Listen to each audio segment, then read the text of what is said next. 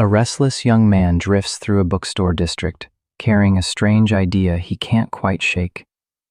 In a famous bookstore, he builds a small tower of colorful books, then plants a bomb, not to hurt anyone, but as a private act of rebellion. What is this bomb, really, and why does it make the world feel different for a moment? Lemon by Motojiro Kajii. Some nameless, ominous mass was pressing on my heart without pause. Call it restlessness, call it disgust. Just as there is a hangover after drinking, if you drink every day, a season comes that is like a hangover. That season had come for me. It was not that my advanced lung trouble was to blame, nor my frayed nerves. It was not even the burning burden of debt. What was wrong was that ominous mass itself. Any beautiful music that once delighted me, any beautiful line of poetry, I could no longer endure. Even if I went out of my way to listen to a phonograph, I would want to spring to my feet after the first few measures. Something made it impossible for me to stay, and so I kept wandering from street to street. For some reason, in those days I remember being strongly drawn to things that were shabby and yet beautiful. Even in scenery, I preferred a town that was falling apart, and within a town, I liked back streets that felt somehow familiar rather than distant, polished main roads. Back streets where dirty laundry hung, where junk lay scattered, where you could glimpse cramped, grimy rooms. A town with a kind of melancholy that seems destined to be eaten away by rain and wind and someday return to earth. Earthen walls collapsing, rows of houses leaning, and the only vigorous thing being the plants. Sometimes there would be a sunflower so startling it made you stop, or bright canna lilies in bloom. At times, as I walked those streets, I would try to bring on a delusion that this was not Kyoto, but a city hundreds of ri away, Sendai or Nagasaki, that I had come to such a place. If I could, I wanted to run from Kyoto and vanish into a city where no one knew me. Above all, I wanted calm, an empty room in a quiet inn, a clean futon, a mosquito net with a pleasant scent, a well-starched yukata. I wanted to lie there for a month, thinking of nothing at all. If only, before I knew it, this place could become that distant city. When the delusion finally began to take hold, I kept painting it over with more and more colors of imagination. In truth, it was nothing but a double exposure. My delusion laid over a town that was falling apart, and I took pleasure in losing sight of the real me inside it. I found myself liking fireworks again. The fireworks themselves came second. What really drew me in were those bundles of cheap, brightly painted sticks, striped in red, purple, yellow, and blue. Things with names like Starfall at Nakayama Temple, Flower Battle, and Withered Pampas Grass. And there were the mouse fireworks, each one formed into a little ring and packed into a box. For some reason, those things set my mind whispering. Then I began to love those glass marbles made from colored glass, pressed with little sea breams and flowers. I loved Nanking beads too, and tasting them was, for me, a pleasure beyond words. What could compare to that faint, cool flavor of colored glass? When I was little, I used to put them in my mouth and get scolded by my parents. Perhaps it was because those sweet childhood memories came back to me now that I was grown and fallen on hard times. That taste carries a delicate freshness and something like poetic beauty drifting through it. You can probably guess it already. I had no money at all. And yet, whenever my heart so much as stirred at the sight of such things, I needed something that could be called a luxury, just to soothe myself. 2 sen or 3 sen trinkets, and yet luxuries. Beautiful things that, in their own way, seemed to coax the sluggish feelers of my spirit. Things like that naturally comforted me. Before my life began to be eaten away, a place I loved was Maruzen. Bottles of eau de cologne and eau de quinine in red and yellow. Stylish cut glass pieces, and perfume bottles of amber and jade green, decorated with elegant rococo relief patterns. A tobacco pipe, a pocket knife, soap, cigarettes. I could spend a whole hour just looking at them. And in the end, I would commit one small extravagance, buying a single top-quality pencil. But by then, even Maruzen had become for me nothing more than a suffocating place. Books, students, the cashier's counter, they all looked like ghosts of debt collectors to my eyes. One morning around that time, I was living by drifting from one friend's boarding house to another. After my friend left for school, I was left alone, stranded in the hollow air of the room. I had to wander out again. Something was always driving me, so I went from street to street. I walked the back lanes like the ones I described. I stopped in front of cheap candy shops.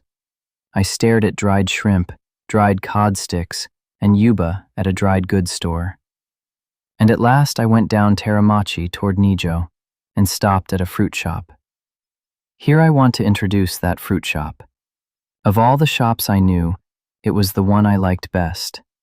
It was not a grand shop at all, but it made the peculiar beauty of a fruit shop felt more nakedly than anywhere else.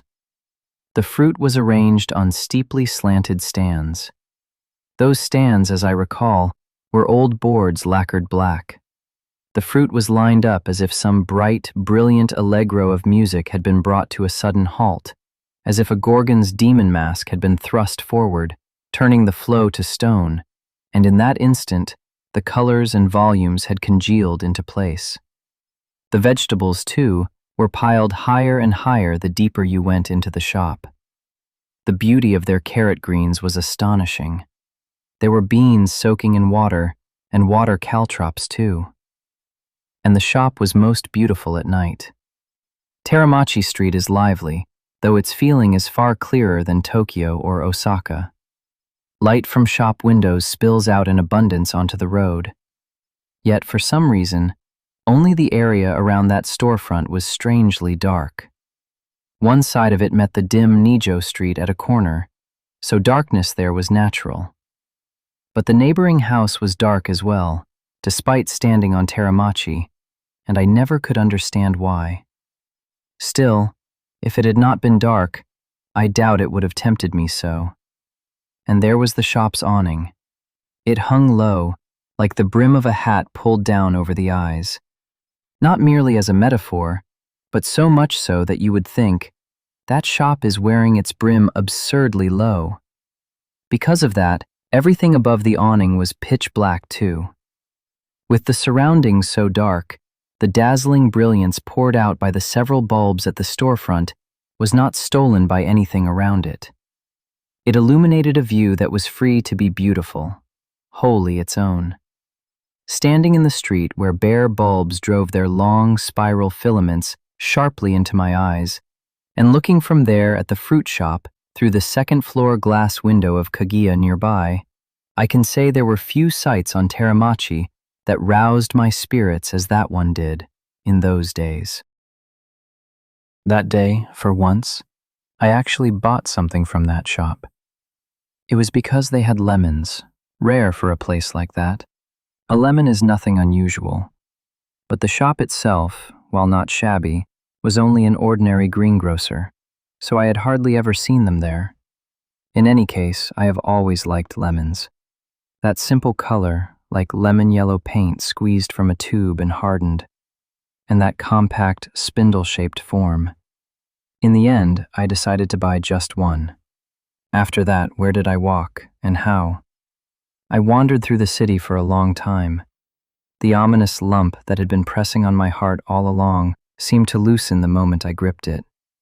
Out on the streets, I felt intensely happy. That depression, so stubborn, could be dispelled by a single piece of fruit. It was suspicious, and yet, in a paradoxical way, it was true. Even so, the heart, what a strange, unfathomable thing it is. The lemon's coldness was beyond compare. Around that time, my lungs were bad, and I always carried a fever in my body. In fact, just to show off my fever, I would shake hands with one friend after another and my palm was hotter than anyone else's. Perhaps because I was so hot, that coldness, seeping from my clenched palm into my body, felt wonderfully pleasant. Again and again, I lifted the fruit to my nose and breathed it in. California, the place they said it came from, rose in my imagination.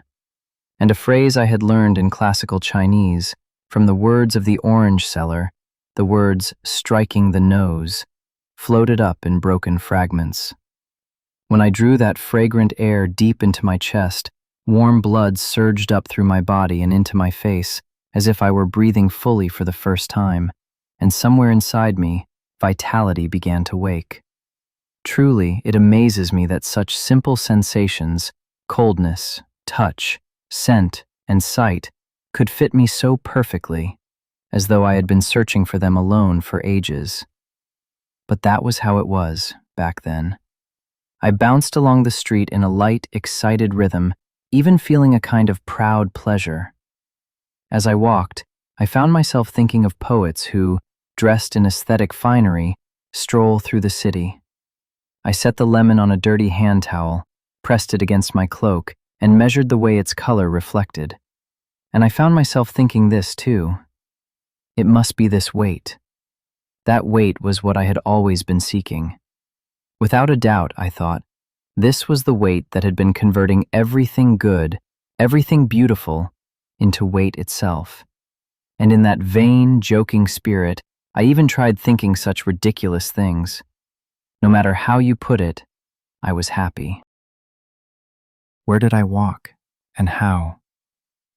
In the end, I found myself standing in front of Maruzen.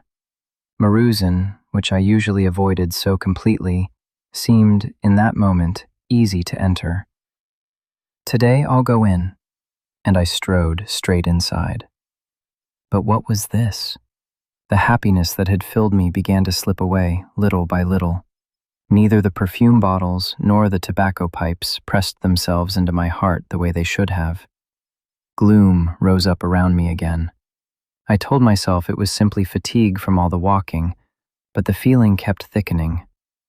I went to the shelf of art books. Even pulling out a heavy volume seemed to take more strength than usual. Still, I kept pulling them out, one by one, and opening them. But the desire to turn the pages carefully never came. Cursed as it was, I would reach for another book next, and it was the same again. And yet, unless I flipped through it in a rapid scatter, I couldn't settle down. Then it became unbearable, and I would set it down. I couldn't even put it back where it belonged. I repeated that, again and again. At last, even the heavy orange-colored book of Angras, a book I had loved for so long, felt too unbearable to hold, and I set it down as well. What a cursed thing. Fatigue remained in the muscles of my hands. I sank into gloom, staring at the pile of books I had pulled out and left stacked there. How was it that the picture books, which once drew me in so strongly, now did nothing to me?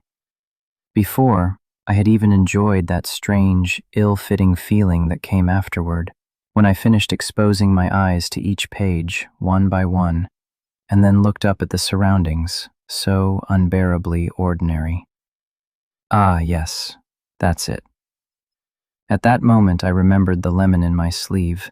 If I piled up these books, all their colors in a messy heap, and tried it once with the lemon.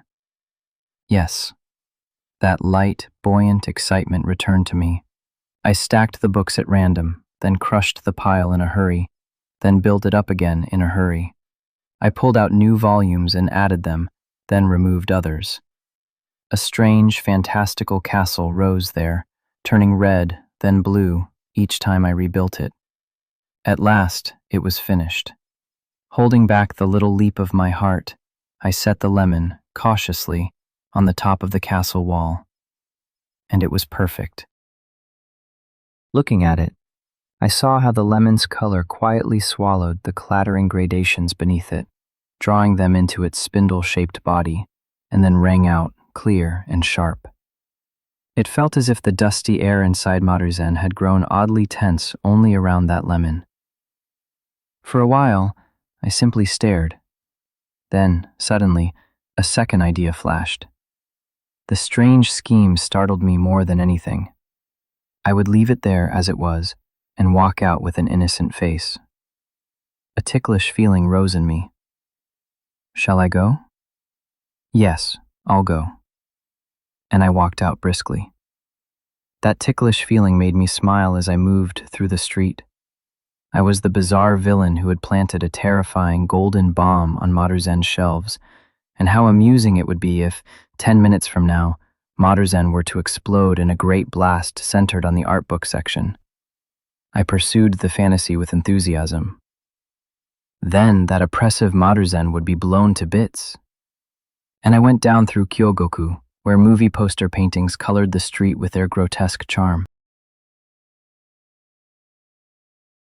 Thank you for listening until the end. For anyone who loves Japanese literature or just wants calm readings to help with focus, relaxation, or sleep, this channel is for you.